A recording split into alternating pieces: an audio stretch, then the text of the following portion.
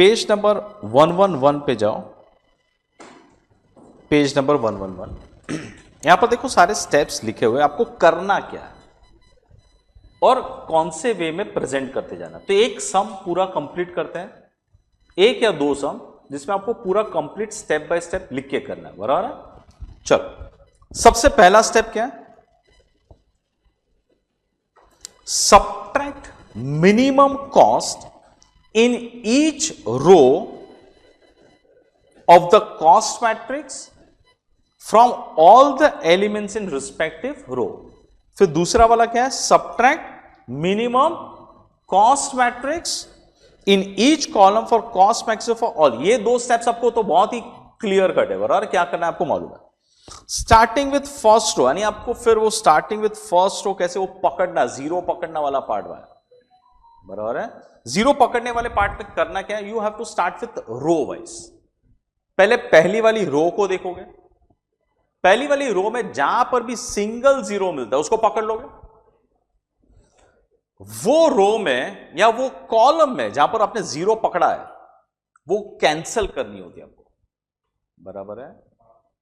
Then row wise खत्म होने पे अगर सारे जीरो पकड़ में नहीं आए तो कॉलम वाइज जाना है। रो वाइज खत्म होने के बाद कॉलम का सोचना, रो कॉलम जंप मत करो, क्लियर है। रो वाइज खत्म होने के बाद कॉलम पे जाओगे, कॉलम वाइज में भी first column, second column and so on. जहां पर भी आप पकड़ते हो उसमें जितने भी रोज कॉलम में जीरो है वो कैंसिल करने आपको। चलो एक सम की शुरुआत करते हैं, 3 स्टेप्स तो आपको क्लियर है।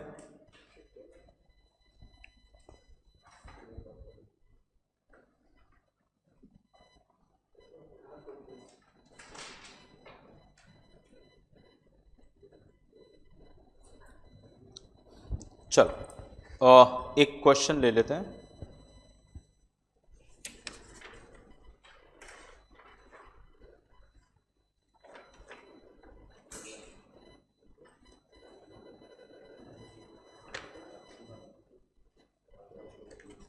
पेज नंबर 113 पे सॉल्व एग्जाम्पल 2। चलो लिखना शुरू करो, लिखो पहले यानी स्टेप बाय स्टेप क्लियर हो जाए। ये आपका क्वेश्चन नंबर 2, जरा देखो, लिखो, स्टार्ट करो लिखना। चलो स्टेप बाय स्टेप चालू करें। Solve the sum by Hungarian method. पहला step, subtract smallest element of each row from every element of that row। चलो पहले वाले में स्मॉलेस्ट कौन है, 18। दूसरी वाली रो में स्मॉलेस्ट कौन है, 18। तीसरे वाले में स्मॉलेस्ट इज 20। चौथे वाले में स्मॉलेस्ट इज 18 एंड लास्ट वाले में स्मॉलेस्ट इज 18। तो ये नंबर आपको हर एक एलिमेंट में से सबट्रैक्ट करना है ऑफ दैट रो।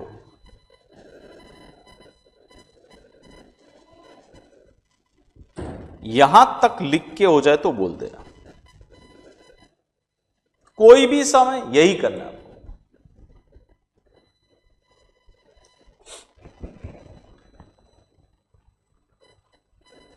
ऑनलाइन वालों मेरा आवाज क्लियर है ना, आ रहा है सबको आवाज?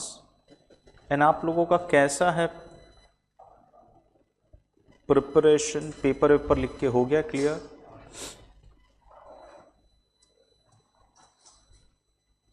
ठीक, कॉन्फिडेंस फुल ऑन बना के रखो, बहुत टाइम है हमारे पास। And try to achieve 90+ marks. आपके बोर्ड एग्जाम खत्म होने के बाद तो मिलने ही वाले हैं फॉर सीए फाउंडेशन।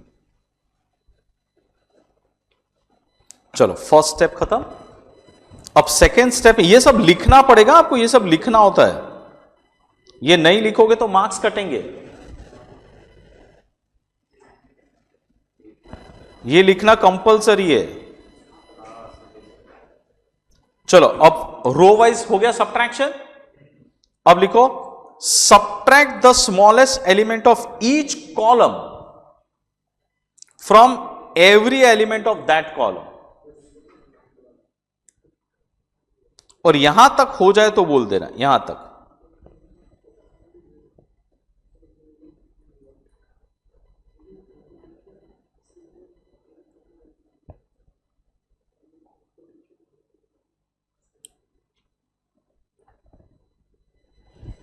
बाकी सब तो सेम रहेगा, खाली लास्ट वाली कॉलम में चेंज होगा, बराबर ना. बाकी सब में तो जीरो ऑलरेडी है, तो खाली लास्ट वाली कॉलम आपकी चेंज होगी.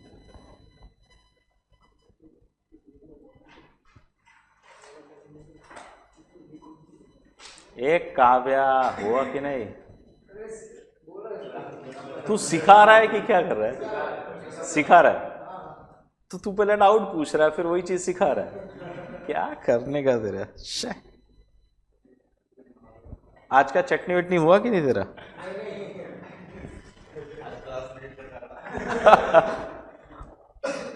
चलो यहां तक क्लियर. यानी row minimum done, column minimum done. अब तीसरा step, what was the third step? Third step हमारा क्या था? Starting with first row, examine row one by one. यानी आपको फर्स्ट रो से ही देखना, आड़ा टेढ़ा कोई भी कुछ भी मत पकड़ लो, रो से, फर्स्ट रो से देखना है आपको. चलो फर्स्ट रो से देखते जाते हैं.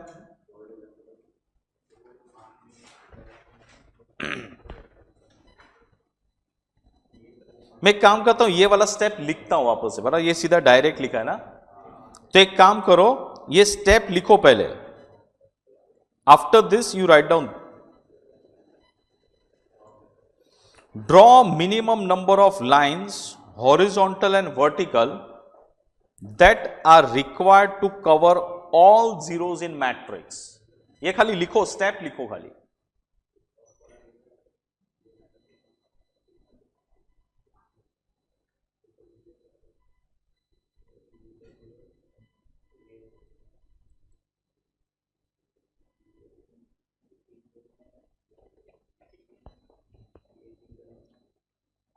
ये खाली स्टेप लिखो और उसके नीचे क्या करना है वो समझाता हूं.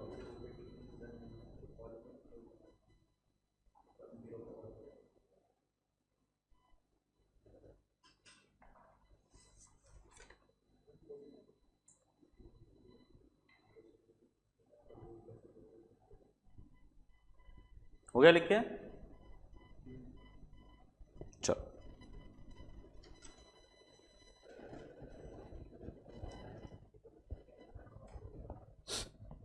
ये स्टेप लिखा थर्ड.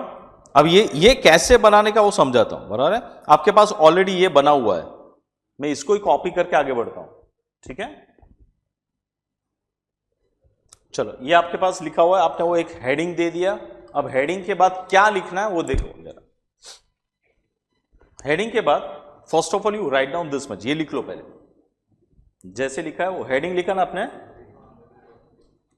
ये हेडिंग लिखा ना, ये हेडिंग के बाद यू राइट डाउन दिस, ये लिखो पहले. यानी वही सेकेंड स्टेप पूरा रिपीट करो.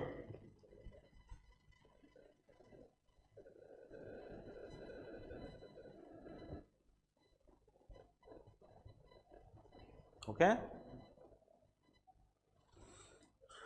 चलो अब पकड़ना शुरू करते हैं. यानी पूरा का पूरा आपने ये वाला पार्ट रिपीट लिखा हुआ है. ठीक है, हेडिंग के बाद चलो सबसे पहले फर्स्ट रो को देखो. फर्स्ट रो सिंगल जीरो दिख रहा है क्या? पकड़ लो. अब जैसा आपने इसको पकड़ा, सिंगल जीरो, रो वाइज देखना है. वो रो एंड वो कॉलम में जितने भी जीरो से आपको कैंसिल करने. तो ये रो में तो कहीं पे भी नहीं था बिकॉज वो सिंगल जीरो था. कॉलम में मुझे ये जीरो दिख रहा है तो उसको मैं कैंसिल करूंगा. समझाइए. अब सेकेंड रो को देखो. सेकेंड रो में सिंगल जीरो है क्या? पकड़ लो. पकड़ा. अब वो रो और वो कॉलम में और कहीं पे जीरो है? नहीं है. होता तो कैंसिल करता था. तीसरी वाली रो को देखो, सिंगल जीरो है क्या? यस, पकड़ लो। रो कॉलम में और कहीं पे भी जीरो नहीं है। चौथी वाली में 2 जीरोस हैं, तो मैं रो वाइज नहीं जाऊंगा, समझाइए। पांचवें वाले में तो जीरो है ही नहीं, कैंसिल हो चुका है, तो रो वाइज सब कुछ खत्म हो गया। अब रो वाइज कहीं पे भी मुझे सिंगल जीरो नहीं मिल रहा है, तो I will go column wise. Column wise पहली कॉलम में तो हो चुका है, सेकेंड कॉलम में देखो सिंगल जीरो दिखा क्या, तो उसको पकड़ो। ये पकड़ा तो डू एग्री, ये कैंसिल हो जाएगा। अब जितना पकड़ना था पकड़ लिए, रो वाइज कॉलम वाइज सब कुछ हो गया। जरा चेक करके बताओ, सारे के सारे जीरोस कवर हुए क्या? सारे के सारे रोज में जीरोस पकड़ के हुआ क्या हमारा? नहीं हुआ, बराबर है। तो अब यहां पर मुझे कुछ प्रोसीजर करना है। वो प्रोसीजर क्या है? सबसे पहले टिकिंग प्रोसीजर। क्या है? टिकिंग प्रोसीजर के बाद लाइंस ड्राइंग। टिकिंग के बाद क्या है? Lines drawing. चलो पहले टिकिंग प्रोसीजर कर लेते हैं। टिकिंग प्रोसीजर में ऑर्डर को जरा ध्यान से देखो, ऑर्डर क्या है?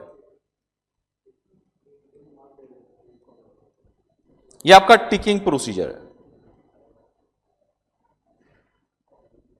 बराबर है। What is that? Draw the least possible number of horizontal और vertical lines to cover all zeros. अब मुझे minimum number of horizontal and vertical lines draw करने हैं, जिसमें सारे के सारे जीरोस कवर होने चाहिए। अब ये कवर करने के मार्किंग देखो। पहला स्टेप क्या है? Mark take the rows in which no assignment. जरा मुझे बताइए, इसमें कोई असाइनमेंट नहीं है ऐसा कोई रो बताइए। Fifth row. तो मैं ये फिफ्थ रो के बाजू में एक टिक करके यहां पर 1 लिखूंगा। ये वो मेरा पहला टिक, जहां पर जीरो असाइन नहीं हुआ इन दैट रो, बराबर है ये। अब दूसरा टिक कहां पर करना है? Second tick, tick the column having zeros in the marked row. यानी आपने जो रो को मार्क किया है उसमें कहीं पे भी जीरो है क्या? है। कहां पर है? तो फर्स्ट कॉलम को मैं टिक करूंगा, ये मेरा सेकेंड टिक हुआ। ये क्लियर है? अब तीसरा tick, mark tick rows in which obtain assignment in the marked column. अब आपने ये जो मार्क किया इस फर्स्ट वाली कॉलम को, उसमें कहीं पे भी असाइनमेंट हो चुका है क्या? कहां पर असाइनमेंट हो चुका है? फर्स्ट वाली रो में, तो उसको टिक करूंगा। तो दिस इज माय थर्ड टिक। ये वाली कॉलम में जहां पर असाइनमेंट हो चुका है, that row I have to tick. Clear है? अब जो थर्ड टिक आपने किया है वहां पर और कोई जीरो बचता है क्या? नहीं बचता है, तो मेरा टिकिंग प्रोसीजर इज डन, बराबर है। अब अनटिक्ड रोज एंड टिक्ड कॉलम क्या करने का? अनटिक्ड रोज एंड टिक्ड कॉलम, वहां पर आपको लाइन ड्रॉ करनी है। तो अनटिक्ड रोज है मेरे पास 1 2 3 एंड टिक्ड कॉलम यानी 4, बराबर है। बताइए आपने कितनी कॉलम्स, कितने लाइंस ड्रॉ किए टोटल? 4 लाइंस ड्रॉ किए। अब जरा ये कॉन्सेप्ट को देखो, ये कॉन्सेप्ट को देखो। आपका फोर्थ पॉइंट, आगे बढ़ता हूं मैं। Fourth point, after examining all rows repeat the same procedure for columns, examine columns 1 by 1। ये वाला कॉलम के लिए हो चुका है, जैसे रो का था वैसे ही कॉलम का। पांचवा point, continue this successive operation on rows and columns until all zeros have been either assigned or cross, बराबर। वो भी आपका हो चुका है, या तो आपके असाइनमेंट हो चुके हैं या तो सारे जीरोस कैंसिल हो चुके हैं। There is exactly 1 assignment in each row and each column, in such case optimum solution is obtain. हर एक रो एंड हर एक कॉलम में एक असाइनमेंट हो चुका है तो आपका ऑप्टिमम सॉल्यूशन आ चुका है। लेकिन डू अग्री इन दिस सम आपका वो नहीं आया था, बराबर है, तो आगे आपको प्रोसीजर करना पड़ेगा। चलो आगे की प्रोसीजर जो ऑलरेडी आपने स्टार्ट कर दी है। देयर में बी सम रोज और कॉलम्स विदाउट असाइनमेंट, यस था ना लास्ट वाली row, without assignment, that is total number of marked zeros is less than order of cost matrix. In such cases proceed for 7। क्या बोला है? मार्क्ड जीरोस कम है, किससे कम है? Order of cost matrix. यहां पर बताइए ऑर्डर ऑफ कॉस्ट मैट्रिक्स क्या? 5 रोज 5 कॉलम है और आपके पास मार्किंग कितने हैं? 4 जीरोस ही मार्क्ड है, तो मुझे आगे प्रोसीजर को बढ़ाना पड़ेगा। तो प्रोसीजर हमने ऑलरेडी स्टार्ट कर दिया है। What is that procedure? Line ticking and line drawing, बराबर है। आगे अब यहां पर वो सम पे वापस आता हूं मैं। जो नोट आपको लिखनी है, क्लियर है ये? अब यहां पर एक नोट लिखो here minimum number of lines. आपने कितनी लाइंस ड्रॉ की है? 4 लाइंस ड्रॉ की है। लिखो minimum number of lines 4 which is less than order of matrix. Therefore, we continue with next step to create additional zeros. यानी यहां पर प्रोसीजर खत्म नहीं होता है, मैक्सिमम ऑप्टिमम सॉल्यूशन नहीं मिला है, मुझे और जीरोस लाने पड़ेंगे, और जीरोस।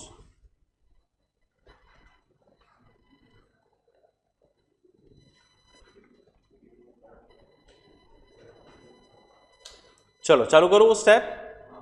अच्छा, एडिशनल जीरो लाने वाला स्टेप देखो क्या है। Find the smallest uncovered element.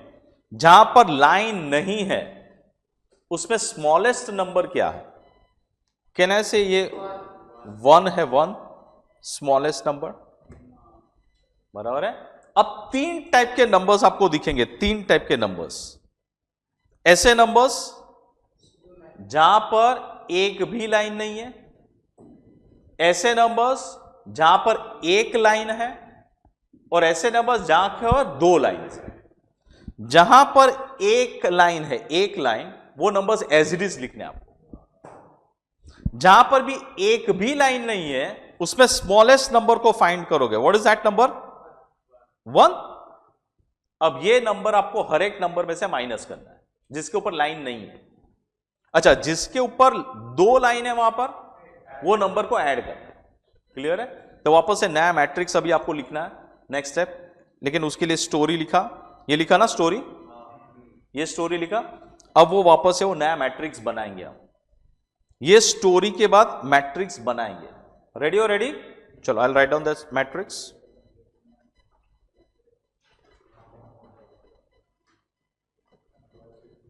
यहां पर ऑलरेडी आप स्टोरी लिख चुके हो, बोलिए भाई।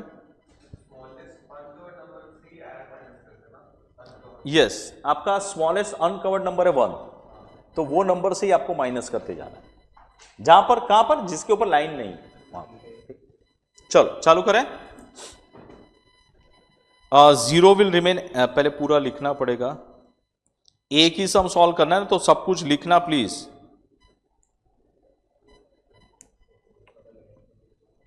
ये कॉस्ट मैट्रिक्स का पूरा हेडिंग वेडिंग सब लिखना पड़ेगा।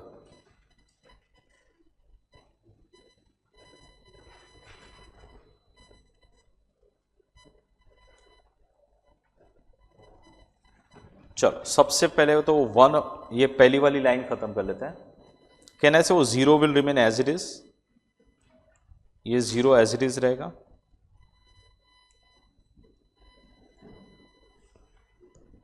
देन ये सब में से 1 माइनस करोगे, 5, 0, 1, 3। दूसरी लाइन में यहां पर 2 लाइन से, बराबर है, तो उसमें 1 ऐड होगा तो ये बनेगा 2, देन बाकी सारे के ऊपर एक एक लाइन ही है, तो सब नंबर्स एज इट इज रहेंगे। 3 2 0 3, ये नंबर ऐड होगा 3 3 0 1 2, once again 3 0 3 1 0, ये 0 एज इट इज, वो सब में से सब्ट्रैक्ट होगा 3 4 3 1।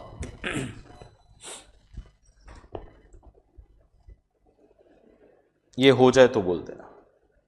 क्लियर है? चलो अब वापस से पकड़ना शुरू करते हैं।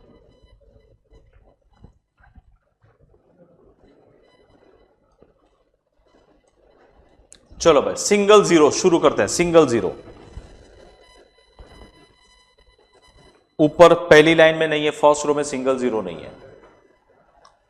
यस, यहां पर सिंगल जीरो, इसको पकड़ लेते हैं। पकड़ा, ये रो और ये कॉलम में कहीं पे भी जीरो होता तो कैंसिल करना होता था। तीसरी रो, पहली रो में 1 सेकेंड 2 जीरो, तो ऑलवेज जब आपका असाइनमेंट हो जाए स्टार्टिंग से ही देखना शुरू करो। First row, second row, third, सीधा थर्ड रो मत देखो, वापस से पहली रो को देखो आप। लेकिन पहली रो में अभी भी 2 जीरोस हैं तो उसका कुछ नहीं हो सकता है। देन थर्ड, ये कैंसिल हो जाएगा, बराबर है। अब वापस से फर्स्ट रो से ही देखोगे आप, सीधा फोर्थ रो मत देखो। मैं फर्स्ट रो से देख के इसको टिक कर दूंगा, बराबर है, और ये कैंसिल हो जाएगा। डन। चलो देखते जाओ, first row, second row, third. अभी चौथी वाली रो में दो दो जीरोस हैं, तो अब कॉलम वाइज जाना पड़ेगा। पहली कॉलम, दूसरी कॉलम, यस, ये कैंसिल हो जाएगा, समझाइए। अब वापस से टिकिंग प्रोसीजर, चलिए ticking procedure. Tick that row where there is no assignment, ये पहला टिक।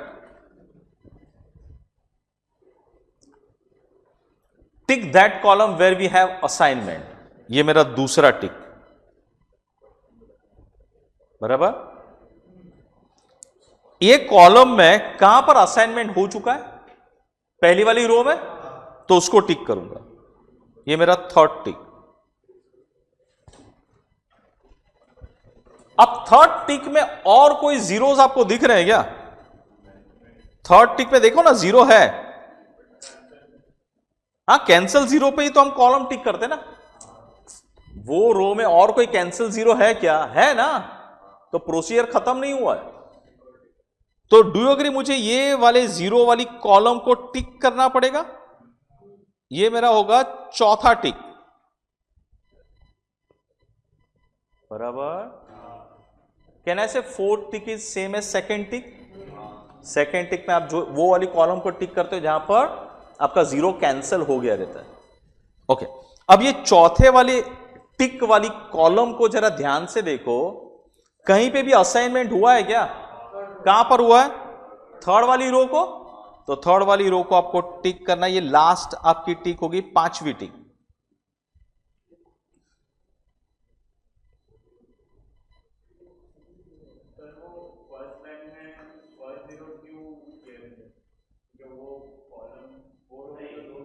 बेटा वो जीरो देख, मैंने स्टेप बाय स्टेप किया था। मैंने सेकेंड रो को पहले टिक किया था, फिर मैंने थर्ड रो को टिक किया था, बरा ये वाला जीरो टिक किया था। ये जब टिक किया था तब ये कैंसिल हो गया था ना। हाँ, मैं तभी बोल रहा हूं कि जितने आप असाइनमेंट कर देते हो, जितने कैंसिलेशन करते हो, whenever we start always start with first row. हाँ, बस बस वही बोल रहा हूं मैं। कैंसिल या टिक करने के बाद वापस से ऊपर से ही शुरू करो आप, सीधा पांचवे पे मत जाओ, बराबर है।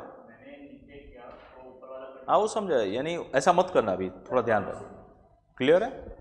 तो हर एक टिक, हर एक कैंसिलेशन के बाद ऊपर से ही चालू करना। चलो पांचवें टिक में, ये पांचवें टिक में डोगरी एक असाइनमेंट हो चुका है। अब ये वाली रो में और कहीं पे भी कैंसिल जीरो है क्या? तो मेरा प्रोसीजर खत्म हो गया। चलो मिनिमम लाइंस ड्रॉ करते हैं। Unticked rows and unticked rows and ticked columns. जरा चेक कर लेना सारे जीरोस कवर हो रहे हैं इसमें। और आपने लाइंस कितनी ड्रॉ किए? खाली 4 लाइन ड्रॉ किए। और ऑर्डर क्या है? 5 है। तो कहने से ये क्लियर नहीं है, तो अभी भी वापस आपको वो नोट लिखना पड़ेगा। लिखो, ये वापस से ये नोट लिखो।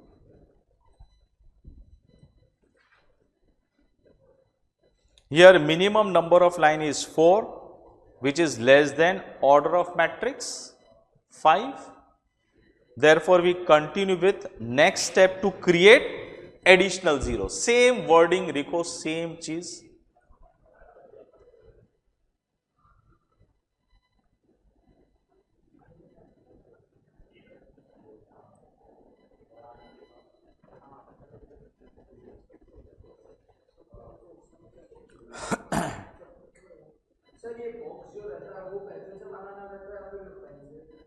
पेंसिल से बनाना? क्यों पेन से बनाना?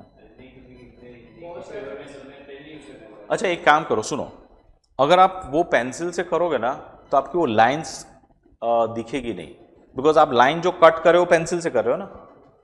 तो बॉक्स पेन से बनाओ। मैं तो बोलता हूं बॉक्स बनाओ मत। सुनो, सी दिस प्रेजेंटेशन, कहीं पे भी बॉक्स बनाया क्या मैंने? तू बॉक्स बनाएगा तो बहुत अनटाइडी लगेगा, फिर बहुत सारी लाइंस मिक्सअप हो जाएगी।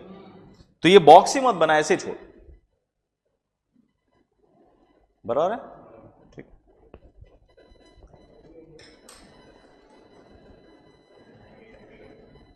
वो बॉक्स बनाने ऐसे भी टाइम कंजम्पशन होता है। आप कितने 4-5 बॉक्स तो बनाओगे तो उतना टाइम लगेगा उसमें। थोड़ा छुट्टा छुट्टा लिखो, बॉक्स बनाने की जरूरत नहीं है।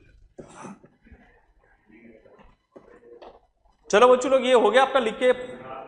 ये स्टोरी लिखा, तब स्टोरी के बाद वापस से कंटिन्यू करना पड़ेगा।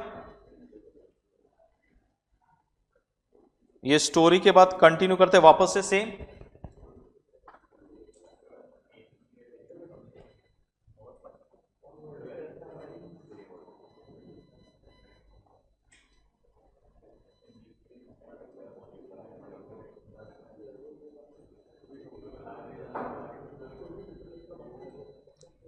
चलिए बताइए, जहां पर लाइन नहीं है उसमें सबसे छोटा नंबर क्या है?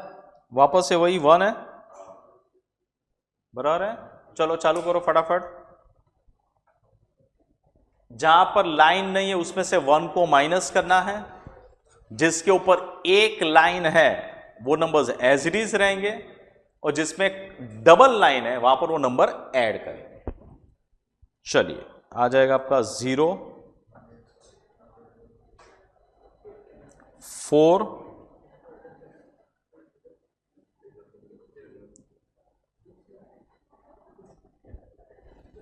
0, 0 and 2। देन नेक्स्ट वाली रो, ये 1 ऐड होगा, इधर भी 1 ऐड होगा। 3, 3, 3,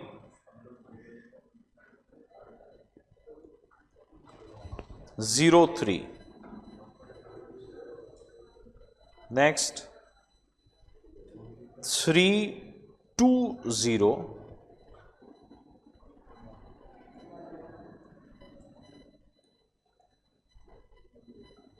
यहां पर 1 सब्ट्रैक्ट करोगे, 1, 2,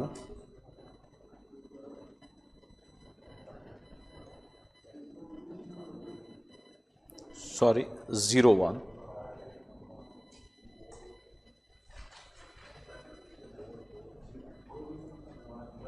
नेक्स्ट 4,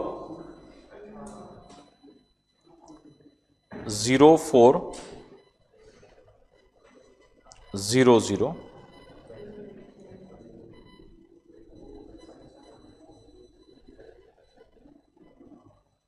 ये 1, 0 आएगा ना, 1, 0। इधर कुछ मिस्टेक है उन लोग का टेक्स्ट बुक में। बराबर है? ये देख लो आप लोग का 0, 2, 4,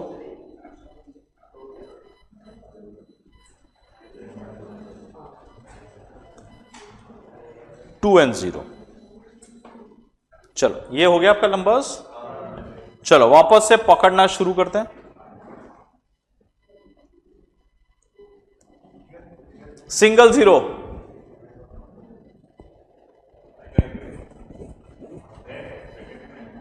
single zero, Kavya single zero, ये कैंसल, ये कैंसल। वापस से देखने का, कभी पहली रो से देखने का। पहली रो में नहीं है, दूसरा हो गया, तीसरा में है क्या? कैंसल। अब पहली रो वाले को टिक करोगे आप, बिकॉज सिंगल जीरो है। कैंसल। ये चौथे में नहीं आएगा, इधर आएगा। सिंगल जीरो इधर है, ये कैंसल। अब ये जीरो को पकड़ लेंगे, बराबर है। अब हर जगह पे सब कुछ पकड़ में आ गया। लाइंस ड्रॉ कर ले। नहीं, खाली दिखाना पड़ेगा ना, दिखाना पड़ेगा। हाँ ठीक है, चलो हो गया खत्म। सिंस लास्ट में स्टोरी लिखो।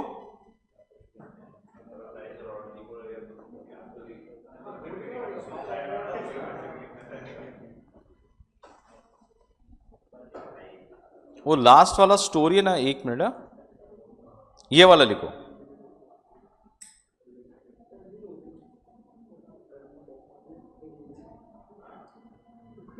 नहीं, लास्ट वाला स्टोरी में देता हूं, एक minute.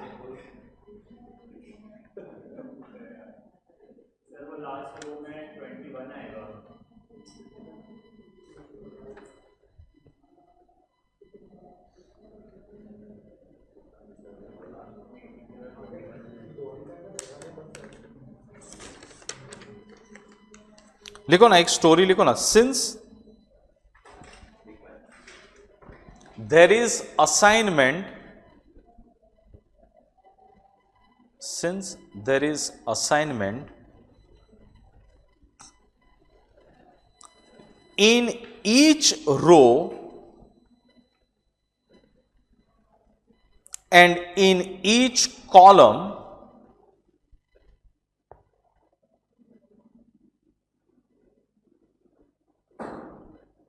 assignment is over, an optimum solution is, an optimum solution is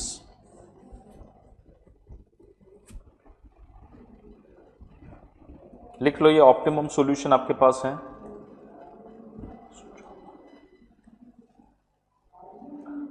ये आपके पास ऑप्टिमम सॉल्यूशन आ चुका है।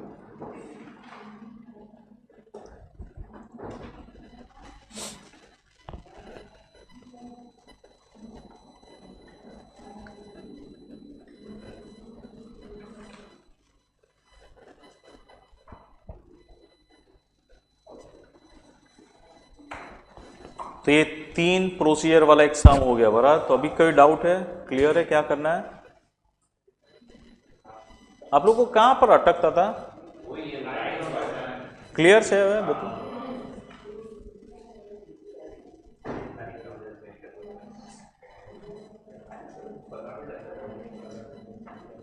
यस प्रथम, वही मैं बोल रहा था आपको, लिख के दिखाना चाहिए। यस लिखना चाहिए। यस प्रथम, यस डू इट प्लीज।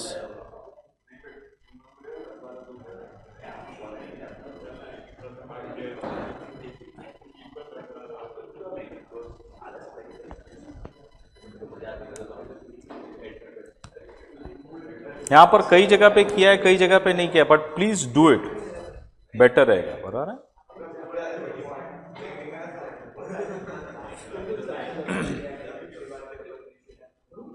चलो થઈ गया। और कोई सम करना है इसमें कि क्लियर है? इसके ऊपर प्रैक्टिस करो और फिर डाउन, राइट। तो मैं जाऊं 8.1 पे।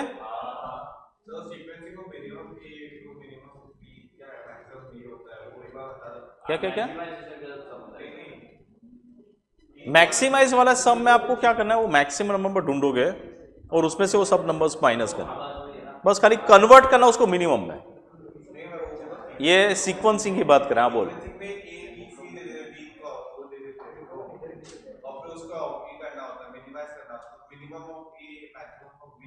वो दो नोट है ना, वो नोट बोलना है, वो ऑलवेज मिलेगा ही मिलेगा, लेकिन वो नोट तेरे को लिखना है ना। बोलता हूं, पेज नंबर आओ।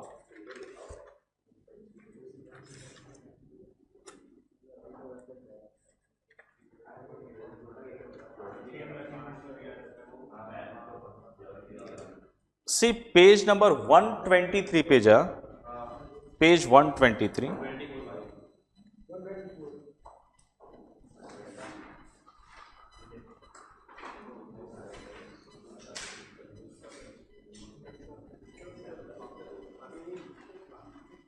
देखो ये कंडीशन है, दिस आर द कंडीशंस। ये कंडीशंस क्या है पहले वो समझ लो। Condition for reducing 3 machine problem into 2 machine problem, यानी कब आप 3 सीक्वेंसिंग वाले प्रॉब्लम को 2 सीक्वेंसिंग में कन्वर्ट कर सकते हो। ये कंडीशन सेटिस्फाई हुआ तो ही कर सकते हो, नहीं तो नहीं कर सकते। और ये हर एक समय आपको ये कंडीशन सेटिस्फाई होता हुआ दिखेगा ही दिखेगा, बराबर है। What is first condition? Minimum processing time for machine A is greater than और equal to maximum processing time of machine B, यानी पहले वाले का मिनिमम, दूसरे वाले का मैक्सिमम। पहले वाले का मिनिमम ग्रेटर या इक्वल होना चाहिए।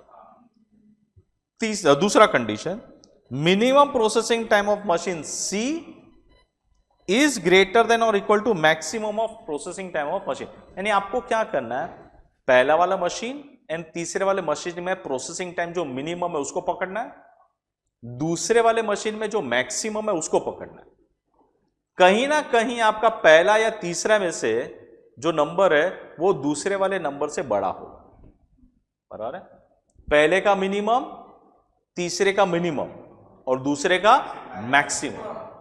और आपको क्या चेक करना है, पहले का मिनिमम दूसरे के मैक्सिमम से बड़ा या इक्वल होना चाहिए, या तीसरे वाले का मिनिमम नंबर दूसरे वाले के मैक्सिमम से उससे बड़ा या इक्वल होना चाहिए, बराबर। तो होगा ही होगा एक जगह पे, वो सब में आ जाएगा बेटा। देख यहां पर देख, ये 3 मशीन्स हैं। मिनिमम ऑफ ए क्या है? 3। मिनिमम ऑफ सी क्या है? 5। मैक्सिमम ऑफ बी क्या है? Maximum of B 5। तो कहने से ये पहला कंडीशन तो सेटिस्फाई नहीं हो रहा है, लेकिन ये दूसरा वाला कंडीशन देखो इक्वल तो आ रहा है ना, तो सेटिस्फाई हो गया। तो write down that which ever condition is satisfied. और कंडीशन लिखने के बाद आप जाओगे फिक्टिशियस मशीन पे, GNH या जो भी। क्लियर? ये नोट लिखना पड़ेगा, नहीं तो मार्क्स जाएंगे।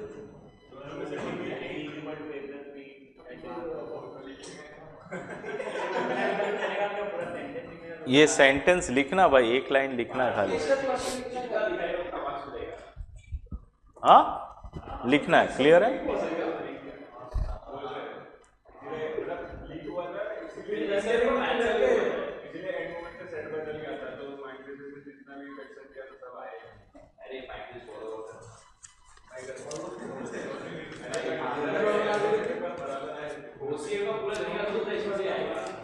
चल भाई चल, मैं 8.1 पे जाऊं क्या? 8.1 पे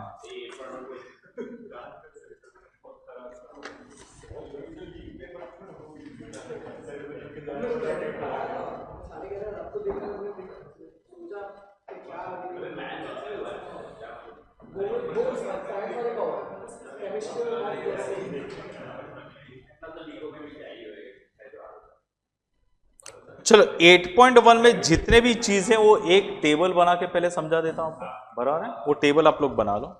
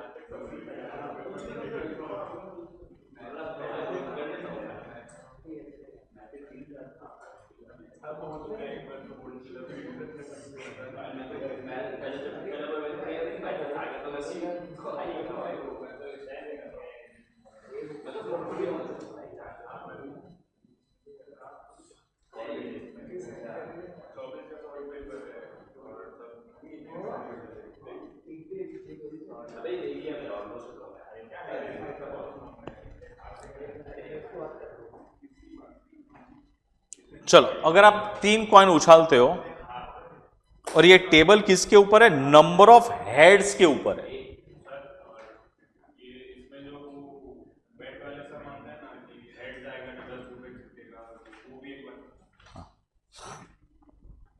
प्रोबेबिलिटी डिस्ट्रीब्यूशन टेबल, यानी ये एक ऐसा टेबल है जहां पर सारे के सारे पॉसिबिलिटीज आपको लिखने होते हैं और उसके सामने उसके रिस्पेक्टिव प्रोबेबिलिटीज लिखने होते हैं और उसका टोटल ऑलवेज 1 होता है। तो इसको बोलता है प्रोबेबिलिटी डिस्ट्रीब्यूशन टेबल। अच्छा, किसका टेबल है ये?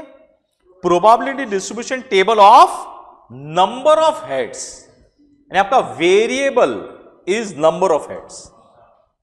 किसके बारे में पूछा है? नंबर ऑफ हेड्स के बारे में पूछा है। तो my variable is number of heads. कब? When 3 coins are toss. अच्छा, जब आप 3 कॉइन टॉस करते हो, 3 कॉइन टॉस करते हो तो क्या क्या होता है?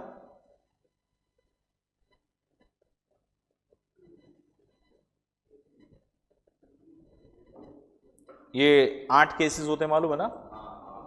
ये 2⁻3 8 केसेस। 8 केसेस कैसे लिखते हो? Head head head head, tail tail tail tail, head head tail tell.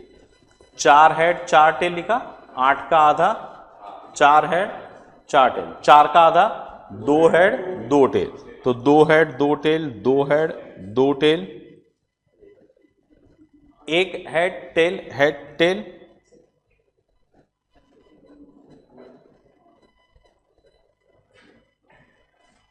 ठीक है, अब ये 8 केसेस हो गए आपके। बताइए, यहां पर ऐसे केसेस है जहां पर आपको एक भी जीरो नहीं दिख रहा है, नो जीरो है ना, no head, sorry no head वाले केस है ना, या एक केस है ऐसा जहां पर मुझे एक भी हेड नहीं दिख रहा है। तो मैं यहां पर लिखते जाऊंगा number of heads which was my variable,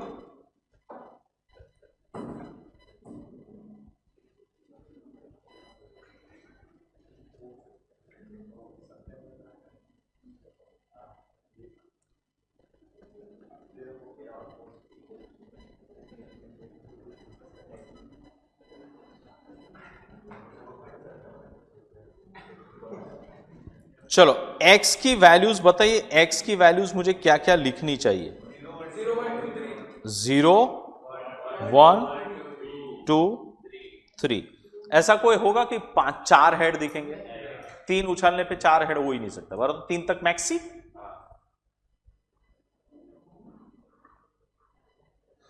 अब मुझे सबकी रिस्पेक्टिव प्रोबेबिलिटीज बताते जाइए।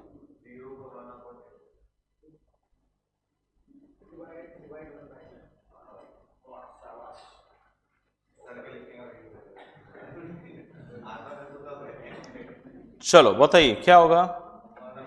Probability of x equal to 0। एक केस है ना, 1 out of 8। Probability of x equal to 1। एक हेड आने के केसेस, तो एक हेड आने के केसेस आपको मिल जाएंगे 1 2 और ये 3 केस, तो 3 out of 8। Probability of x equal to 2, 3 case, and तीनों के तीनों हेड दिखाई देंगे, ऐसा भी एक केस होगा।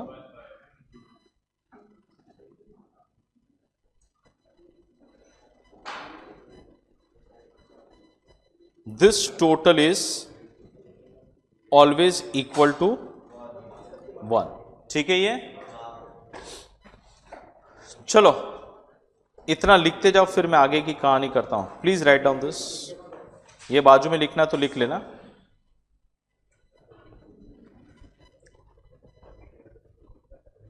हाँ लिखो भाई लिखो, क्या नहीं।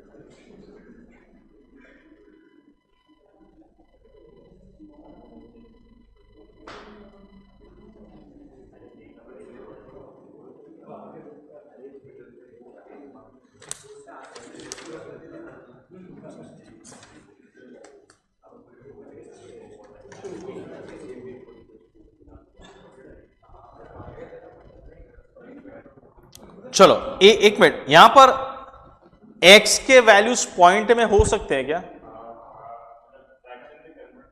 अरे x का वैल्यू मुझे 1.5 हेड मिलेगा, ऐसा हो सकता है क्या?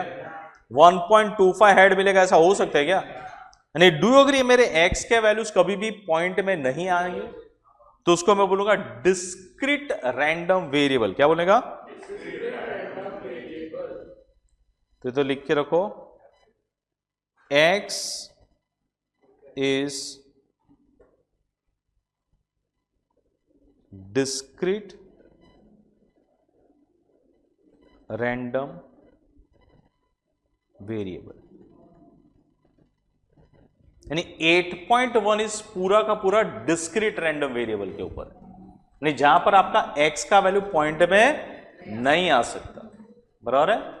अच्छा, वो ये डिस्क्रीट रैंडम वेरिएबल के साथ जो भी आप टेबल बनाते हो और जो प्रोबेबिलिटी फंक्शन बनता है, that probability function is called as mass function. क्या लिखने का? तो इधर बाजू में लिख के रखो, प्रोबेबिलिटी मास फंक्शन। अच्छा, मास फंक्शन कब यूज करोगे? When x is discrete. जब x की वैल्यू पॉइंट में होगी तो उसको क्या बोलते हैं? मास फंक्शन की जगह पे क्या बोलोगे? Density function. यानी 8.2 इज पूरा का पूरा डेंसिटी फंक्शन। आई होप ये क्लियर है, what is mass function and what is discrete variable. ये पूरा का पूरा 8.1 है। डन। आगे बढ़ते हैं। उसमें और दो कॉलम्स आपको बनानी है, और दो कॉलम्स। ये टेबल हो गया, कंप्लीट है, लेकिन एडिशनल चीजें फाइंड करने के लिए आपको मैक्सिमम और दो कॉलम्स बनानी पड़ेगी। चलो, दो कॉलम्स मालूम है क्या आपको? एक होगा px और एक होगा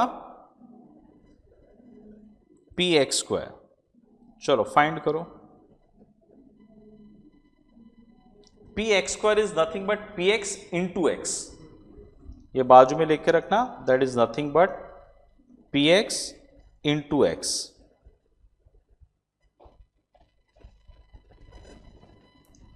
p इंटू x करोगे तो 0, 3/8, 6/8, 3/8, and this total is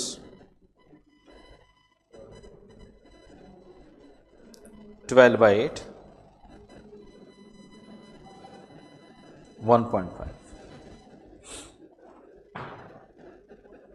px² is px into x, 0 into 0, 1 into 3/8, 3/8, 2 into 6/8, 12/8, 3 into 3/8 9/8 px into x, यानी इसको मल्टीप्लाई करना इसके साथ।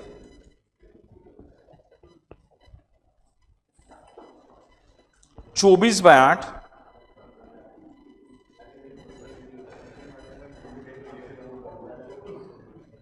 That is 3। ये टेबल रेडी हो जाए तो बोल देना।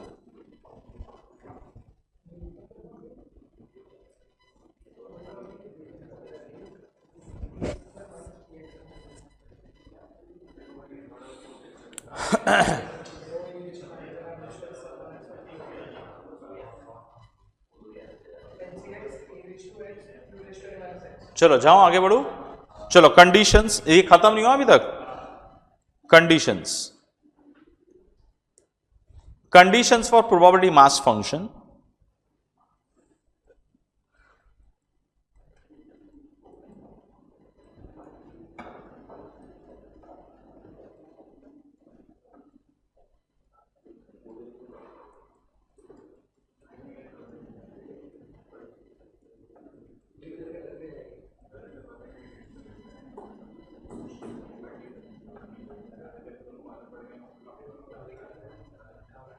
चलो सबसे पहला कंडीशन क्या है? Total of probability should be equal to 1। सबसे पहला कंडीशन लिखते जाओ भाई, लिखते जाओ। Total of probability should be 1, ये पहला condition. Second condition, probability of x, यानी कोई भी probability should be greater than 0, यानी कोई भी प्रोबेबिलिटी होगी वो ग्रेटर देन 0 होनी चाहिए फॉर ऑल एक्स।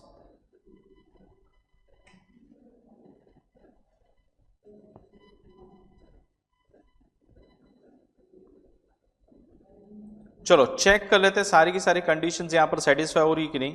पहले तो टोटल ऑफ प्रोबेबिलिटी 1 आ रहा है, और आपका जो फंक्शन है probability function that should be greater than 0। जरा चेक करो, 1/8 ग्रेटर देन 0 है, यस। वो 3/8 ग्रेटर देन 0 है, 3/8 ग्रेटर देन 0 है for all x. For all x 1/8 greater than 0 है, यस। तो मेरी दोनों कंडीशन सेटिस्फाई हो गई, तो मैं इसको बोलूंगा it is mass function. Clear है? कब यूज करेंगे mass function word? When x is discrete, यानी एक्स कभी पॉइंट में नहीं हो सकता। क्लियर है ये? चलो आगे बढ़ते हैं। और 2-3 चीजें आपको इसमें ध्यान रखनी है। मुझे इसमें मीन फाइंड करना है। मीन बोलो, फॉर्मूला। अगर मुझे इसमें मीन फाइंड करना है तो my mean is also called as expected X. Expected X is nothing but total of P X. बताइए टोटल ऑफ पी एक्स क्या है यहां पर? 1.5। तो माई मीन इज 1.5। खत्म।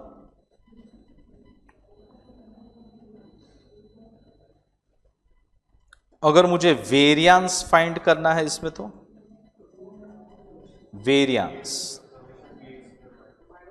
That is variance of x is also denoted by Vx. Formula for that is summation px square minus summation px the whole square. ठीक है? बताइए क्या है वैल्यूज? px square का टोटल था 3 माइनस 1.5 का square, तो 3 minus 2.25। Your answer is 0.75। Online वाले सारे के सारा कॉन्सेप्ट क्लियर है ये 8.1 का?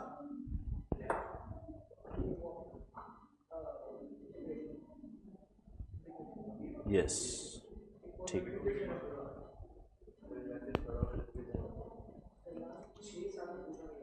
बस इतना ही है आपके 8.1 में, बस इतना ही है। ओ भाई काव्य इतना ही है आपका 8.1 में।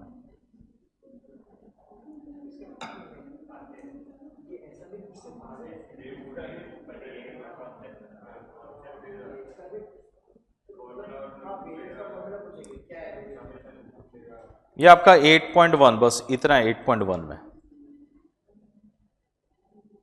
What is mass function? Mass function है कि नहीं चेक करो, मीन फाइंड करो, वेरिएंस फाइंड करो, बस दैट्स इट। क्लियर है? जाओ आगे 8.2 पे जाओ। जो भी है, लेकिन अगर वो 8.2 जितना भी आता है करके जाओ।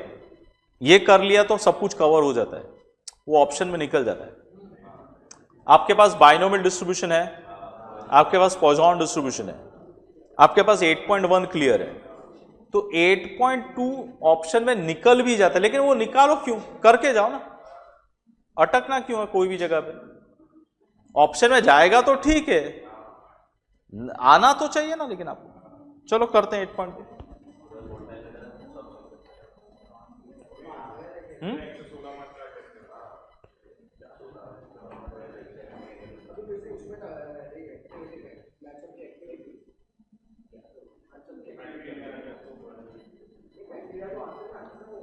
चलो 8.2 पे जाओ एवरीवन। 8.2 कॉन्सेप्ट क्लियर कर लो। अब यहां पर x is continuous random variable आएगा और उसको आप बोलोगे probability density function. Mass function नहीं बोलोगे, डेंसिटी फंक्शन बोलोगे।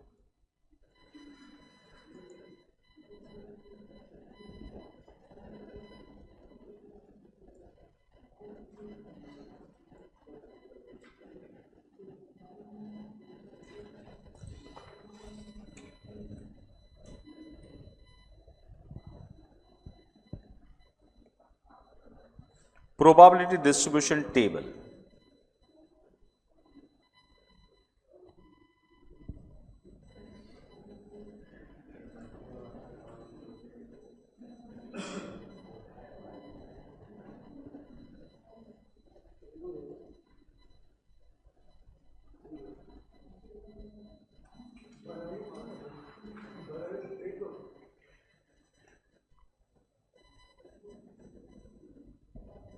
लिखते जाना ये।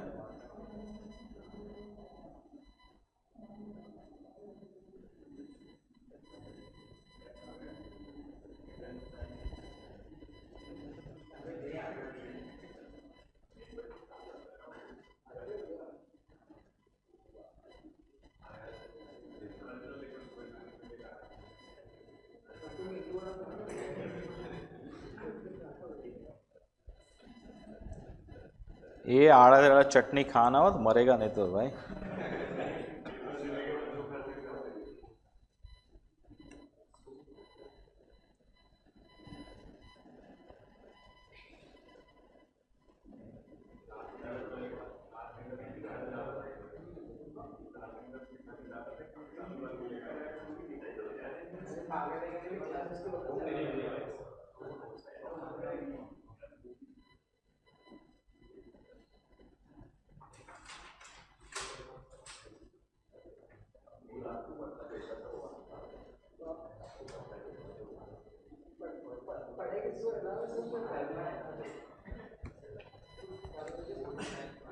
अच्छा, अभी कंटिन्यूस वेरिएबल और डिस्क्रीट वेरिएबल में फर्क क्या है पहले तो ये बताओ। डिस्क्रीट में क्या था कि आपके x के वैल्यूज पॉइंट में नहीं हो सकता है। कंटिन्यूस में आपके x के वैल्यूज पॉइंट में हो भी सकते हैं। वो मेन आपका इंटीजर तो होगा ही होगा, पॉइंट में भी हो सकता है। तो मैं समझ के चलता हूं कि समझो उसका पहला वैल्यू 0 है, फिर बीच में बहुत सारे नंबर्स हो सकते हैं 0.12, 0.23, 0.34, फिर एक इंटरवल लेता हूं, इसके बाद सीधा 1 आएगा। बराबर है? मैं ये 1 लिख रहा हूं, इसका ये मतलब नहीं कि 0 के बाद सीधा 1 ही होगा, बीच में भी वैल्यूज पॉसिबल है। क्या क्या हो सकता है? 0.12, 0.23, 0.77, कुछ भी हो सकता है एक्स के वैल्यूज। देन 2 लेता हूं एंड मैक्सी 3 पे छोड़ते हैं, बराबर है।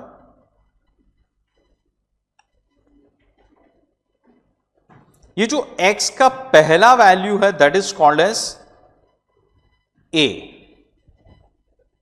और x का जो लास्ट वैल्यू है, last value that is called as b। ये मैक्सिमम वैल्यू है, ये मिनिमम वैल्यू और ये मैक्सिमम वैल्यू। बीच में डेफिनेटली और भी वैल्यूज हो सकते हैं, 1.17, 1.43, 2.62, 2.67, 2.91, कुछ भी हो सकता है, बराबर। मैं खाली इंटरवल्स लिख रहा हूं, यहां तक क्लियर है। अच्छा, अब पॉसिबल है क्या आपके लिए कि जैसे यहां पर लिखा था हर एक x की प्रोबेबिलिटी लिखना, ऐसा पॉसिबल है आपके लिए? तो क्या आप इसकी प्रोबेबिलिटी लिखने जाओगे 0 पॉइंट व्हेन x इज 0.12, तो उसकी प्रोबेबिलिटी क्या ऐसा पॉसिबल है लिखना? यानी मैं क्या करूंगा, यहां पर इंटरवल्स बना के लिखूंगा। Probability of x equal to 0 बराबर है, ये probability of x equal to 0.12 भी हो सकता है, probability of x equal to 0.23 भी हो सकता है, 0.77 भी हो सकता है, बराबर है। Then probability of x equal to 1 आएगा। अच्छा, हरेक की जो प्रोबेबिलिटी है, हरेक की प्रोबेबिलिटी वो 0.00000 के फॉर्मेट में होगी, बराबर है। तो मैं उसको अप्रॉक्सीमेटली 0 समझ के ही चलता हूं, यानी कोई भी पर्टिकुलर पॉइंट की प्रोबेबिलिटी अगर आपको पूछे तो 0 ही होगी, ऐसे समझ के चलना आपको, बराबर है। बिकॉज हर एक छोटे पार्ट की प्रोबेबिलिटी तो बहुत कम होने वाली है, तो मैं उसको 0 समझ के ही चलता हूं। बट अगर मैं पूरे ग्रुप की प्रोबेबिलिटी देखूं, पूरे ग्रुप की या तो पूरे इंटरवल की प्रोबेबिलिटी देखूं, यहां से लेके यहां तक के इंटरवल की अगर प्रोबेबिलिटी अगर मुझे लिखनी है तो मैं उसको ऐसे लिख सकता हूं, probability of let that be equal to 0.35। तो 0.35 is nothing but 0. When x is equal to 0 till x is equal to 1, वो जो इंटरवल है वो पूरे इंटरवल की प्रोबेबिलिटी। ये क्लियर है? मैंने यहां पर हर एक के सामने लिखी थी प्रोबेबिलिटी, अब मैं यहां पर हर एक के सामने नहीं लिख रहा हूं, मैं इंटरवल के सामने लिख रहा हूं। आई होप ये क्लियर है। चलो नेक्स्ट, यहां से लेके यहां तक के इंटरवल की प्रोबेबिलिटी समझो 0.45, और यहां से लेके यहां तक के इंटरवल की प्रोबेबिलिटी समझो 0.20। ठीक है, एक काम करो ना, ये ड्रॉ करो ना।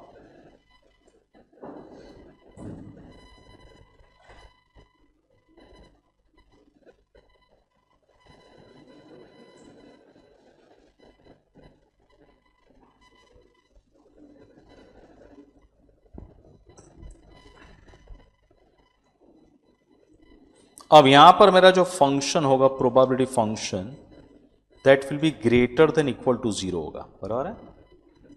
0 भी हो सकता है, डिस्क्रीट में क्या था, ऑलवेज ग्रेटर देन था, यहां पर ग्रेटर देन भी हो सकता है, 0 भी हो सकता है। एंड दूसरी चीज, मुझे इसका टोटल अगर करना है तो ये टोटल ऑलवेज क्या प्रोवाइड करेगा, 1 प्रोवाइड करेगा।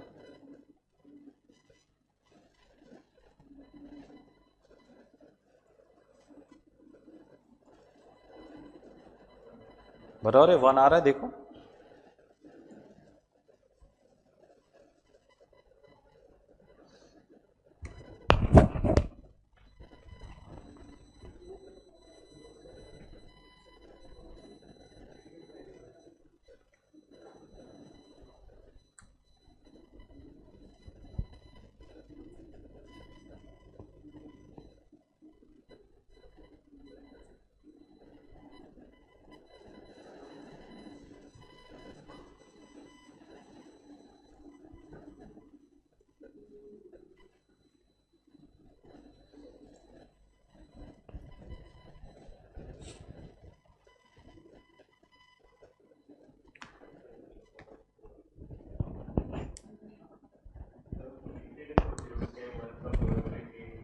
हाँ बेटा वो लिखता हूं, मैं लिखता हूं। यानी इसको आप ये जो 1 आया ना, प्रोबेबिलिटी समेशन जो बोलते हैं ना, समेशन, इसको आप फाइंड कर सकते हो। किससे फाइंड कर सकते हो? इंटीग्रेशन से, बराबर है। तो इसके लिए मैं लिखूंगा यहां पर, ये जो फाइंड करना है वो फाइंड कैसे करते हैं वो लिखते हैं।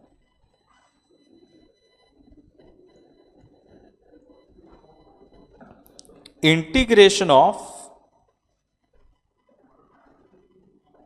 ए टू बी, और कौन सा इंटीग्रेशन?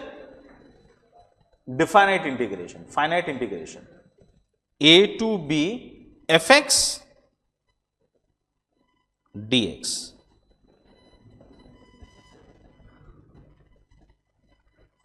यानी आपका जो फंक्शन है उसका मैं इंटीग्रेशन निकालूंगा, लिमिट्स लूंगा जीरो से यानी ए से लेके बी तक की, और वो जो टोटल, ये ऑलवेज टोटल प्रोवाइड करेगा आपको, और वो 1 आना ही चाहिए, बराबर है।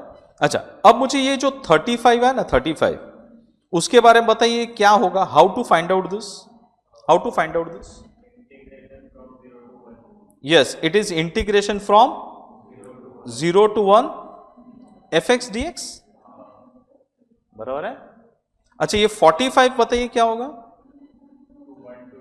Integration from 1 to 2, integration from 1 to 2 f x D x. In fact ये सॉल्व करने के बाद आपको ये बहुत इजी लगा था, जब हमने इसके सम सॉल्व किए थे आपको बहुत इजी लगा था, भूल चुके हो शायद।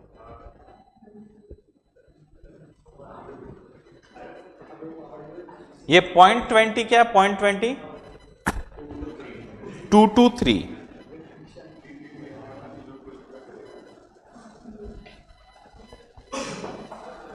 और ये लास्ट वाला 1 कैसे आएगा? 0 से लेके 3 तक लेंगे तो, बराबर है। यानी this is nothing but integration from 0 to 3 F x D x.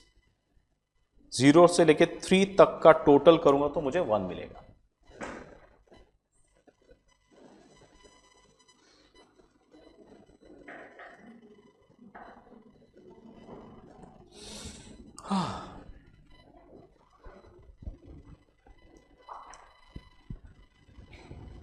जाओ आगे। अब कंडीशंस की बात कर लेते हैं। Conditions for probability density function.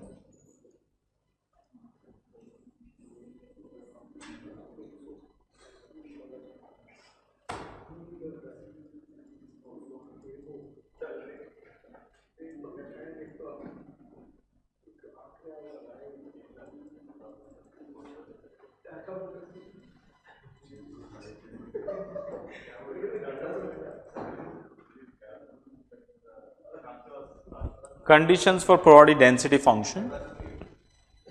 पहला कंडीशन, अच्छा उसमें मास फंक्शन में कंडीशन क्या था? समेशन पी 1 होना चाहिए।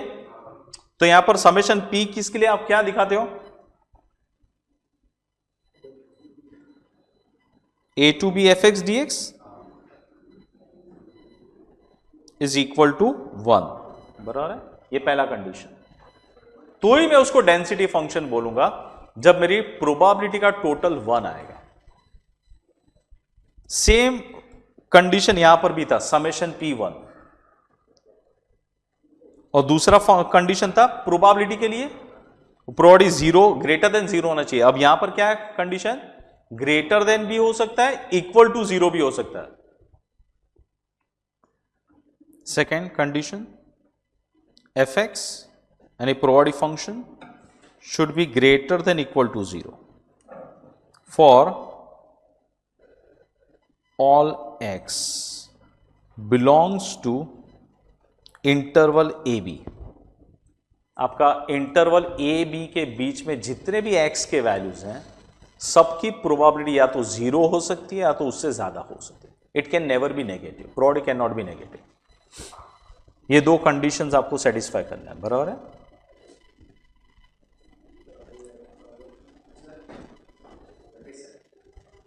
जा रहे हो?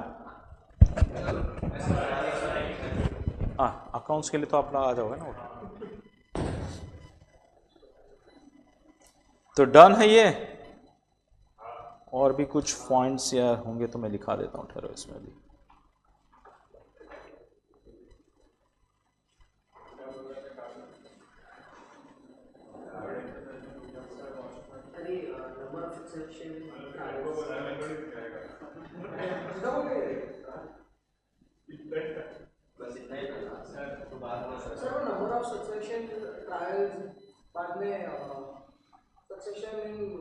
किसकी बात कर रहा है?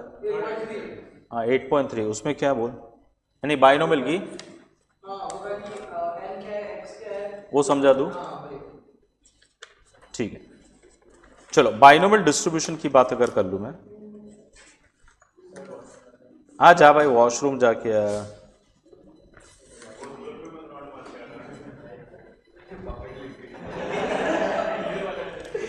चेक करना कोई पकड़ ना ले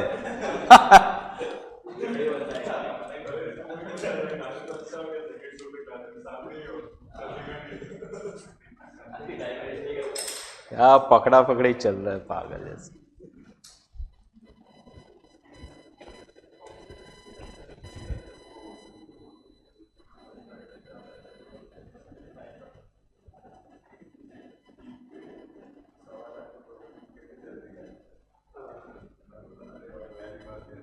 बस इतना भी कॉन्सेप्ट क्लियर हो गया तो बहुत हो गया आपके लिए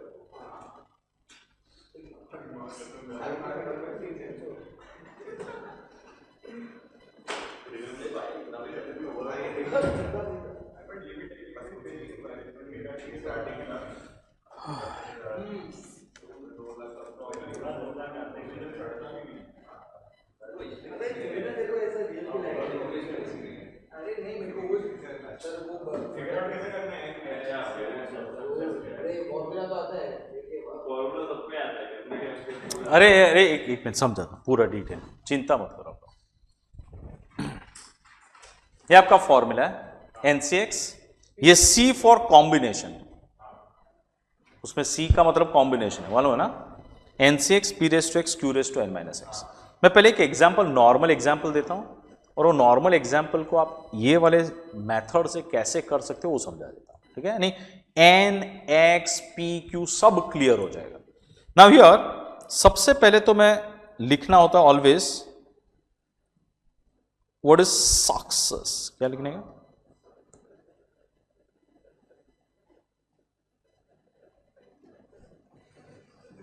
सक्सेस क्या है वो लिखना होता है आपको वो एग्जाम्पल में बोलूंगा how to find out success then n का मतलब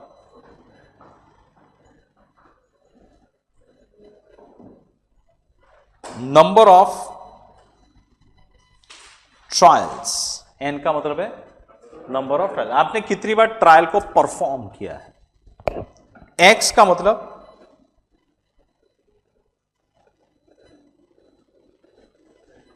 रिक्वायर्ड नंबर ऑफ सक्सेस यानी आपने जितनी बार ट्रायल परफॉर्म किया उसमें से कितनी बार आपको सक्सेस चाहिए that is your x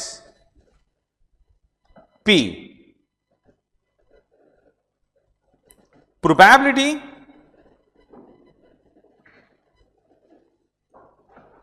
of success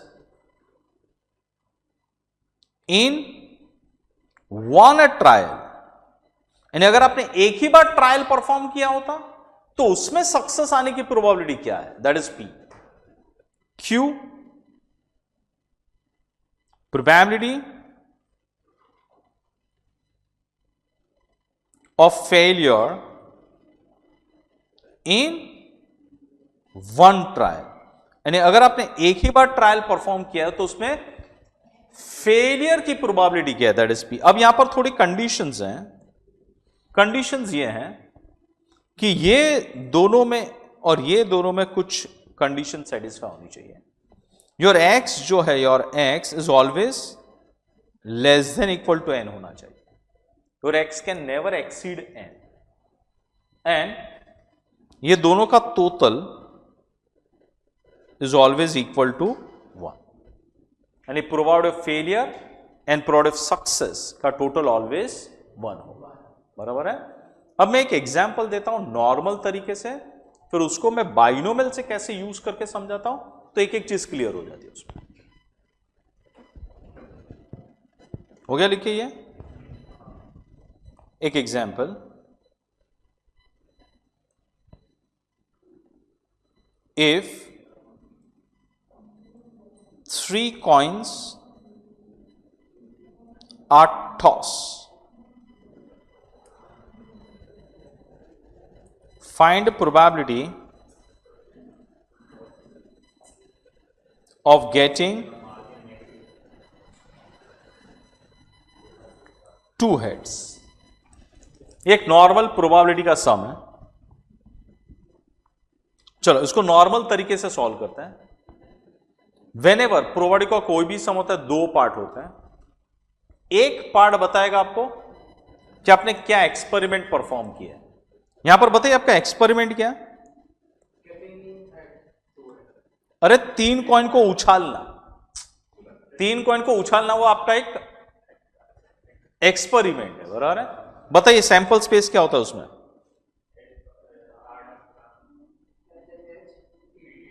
H H H H, ये 2⁻3 बराबर ना।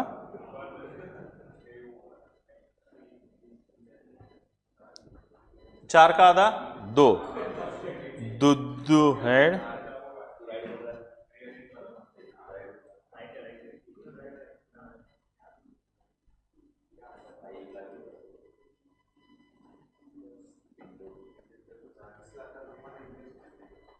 एन ऑफ एस 8 बराबर।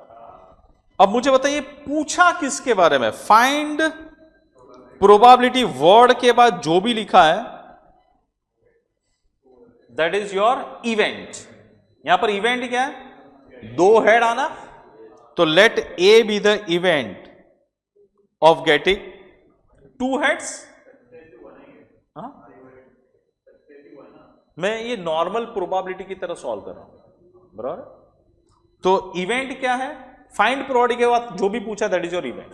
मुझे 2 हेड चाहिए, तो 2 हेड आना मैं कंसीडर करता हूं इवेंट। बताइए कहां कहां पर है 2 हेड?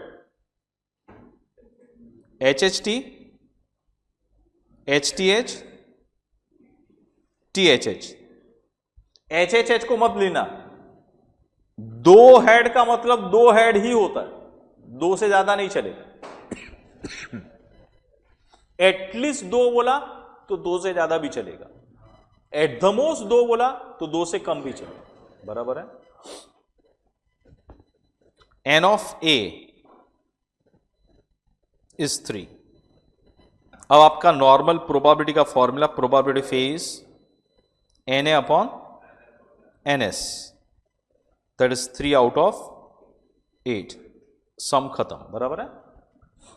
बट अगर 3 के जगह पे 6 या 7 ट्रायल कर रहे हो, when number of trials are large, when number of trials are large, मुझे ये शॉर्टकट यूज करना पड़ेगा। ये शॉर्टकट है ये। तो नॉर्मल तरीके से तो आप कर ही सकते हो, लेकिन जब नॉर्मल तरीके से पॉसिबल नहीं है, नंबर ऑफ ट्रायल्स बहुत ज्यादा है, 10 कॉइन उछाल लिया मैंने जोश जोश में, तो क्या 10 कॉइन का मैं सैंपल स्पेस लिखने बैठूंगा? बर्बाद हो जाऊंगा। तो इन दैट केस ये normal procedure is not, we can not use this normal procedure because ये बहुत डिफिकल्ट हो जाएगा। तो उसमें वो शॉर्टकट यूज करेंगे। तब वो शॉर्टकट समझा देता हूं। अब यही सम, सेम सम शॉर्टकट से करेंगे and your answer should be 3/8। बराबर है। सेम सम।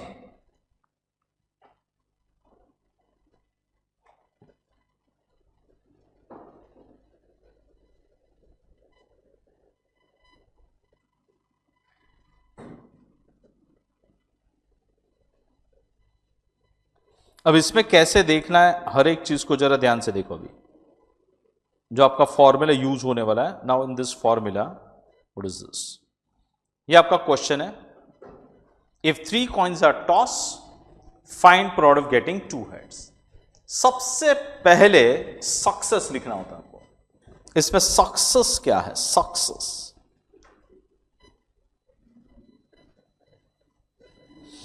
फाइंड प्रोबेबिलिटी वर्ड के बाद, फाइंड प्रोबेबिलिटी वर्ड के बाद जो भी दिखाई दिया वही मेरा सक्सेस है। तो यहां पर सक्सेस क्या दिख रहा है? Getting 2 heads। तो success here is getting 2 heads। बराबर है। चलो एक एक चीज अभी लिखते जाओ।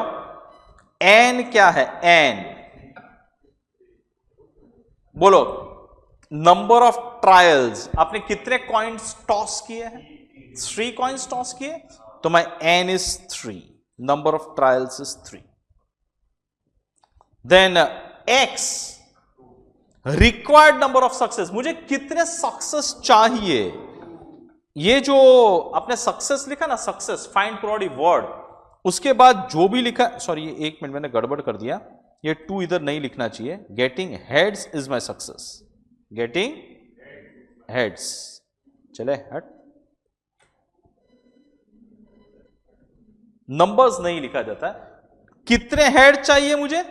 2 हेड चाहिए, तो my ex is 2।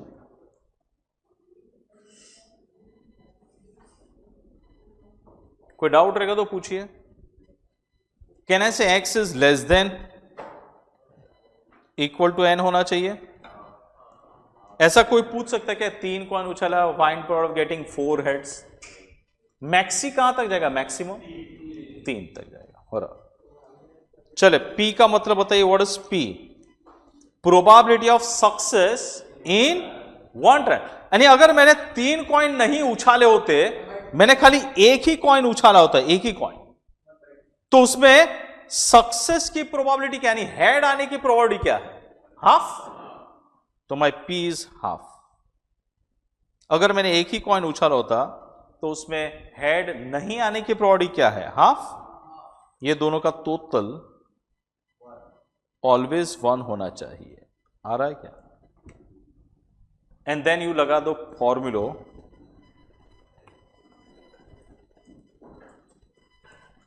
Probability of NCX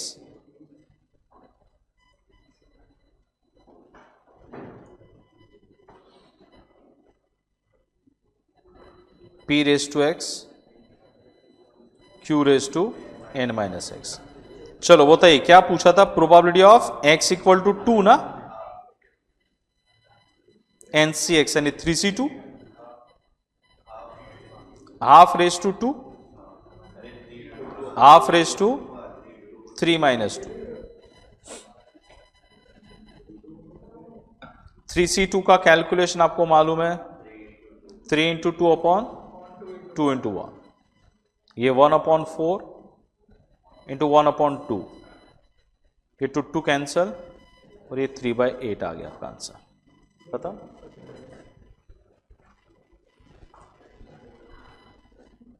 मेरे हिसाब से आज इतना जो भी किया काफी है। इतना पहले डाइजेस्ट कर लो, घर पे जाके ट्राई करो 2 पेपर्स लिखने के लिए। ऐसे भी 3-4 दिन हम लोग मिलने ही वाले, बराबर है। कल मैं पेपर 1 ही चालू कर दूंगा। एप्लीकेशन ऑफ डेरिवेटिव जो आप में गड़बड़ है वो एप्लीकेशन ऑफ डेरिवेटिव लेता हूं पहले, बराबर, जहां पर आप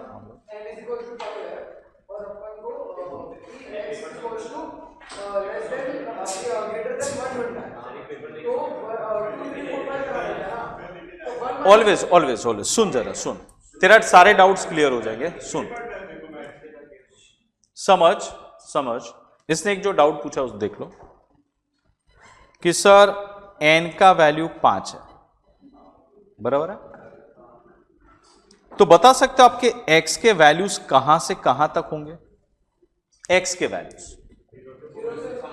तो डू यू एग्री x के वैल्यूज 0, 1, 2, बिकॉज यहां पर ऑलवेज डिस्क्रीट होता है, it can not be continuous, x is always discrete.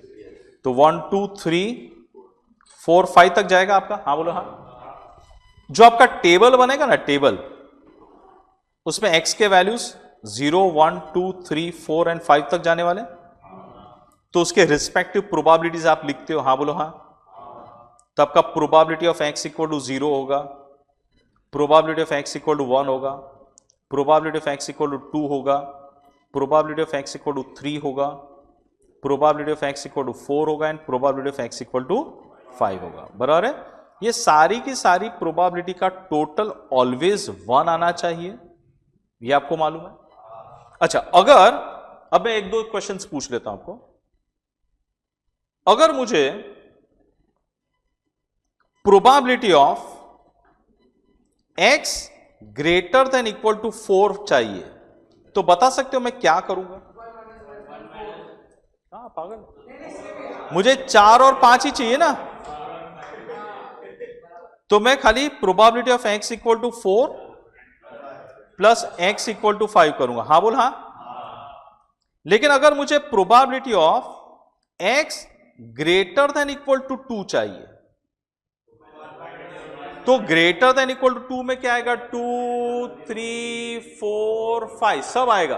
तो क्या सब ऐड करते बैठू? नहीं, तो उसमें मैं शॉर्टकट करूंगा। मैं इसको ऐसे लिखूंगा, 1 minus probability of x less than 2। Equal sign कोई भी एक बाजू पे होगी। अगर मैंने इधर इक्वल लिखा है तो इधर में इक्वल नहीं लिख सकता, समझाइए।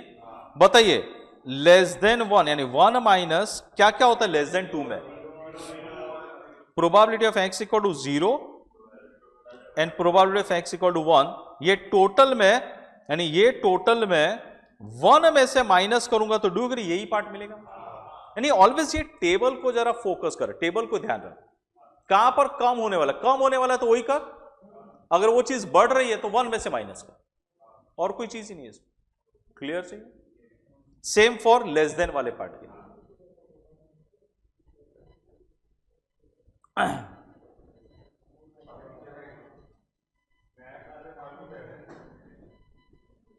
Recent the miscellaneous of differential equations. Differential equation का कुछ मिसलेनियस सेंड किया था मैंने, पता नहीं बेटा मेरे पास।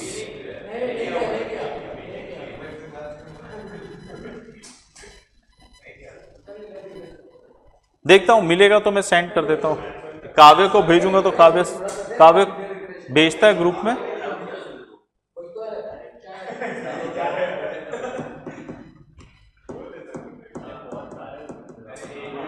चलो ठीक है, आज के लिए स्टॉप करूं तो फिर इधर मैं ट्राई करूंगा बेटा, लब्धि मुझे मिल जाएगा तो मैं सेंड कर दूंगा, डोंट वरी। ओके,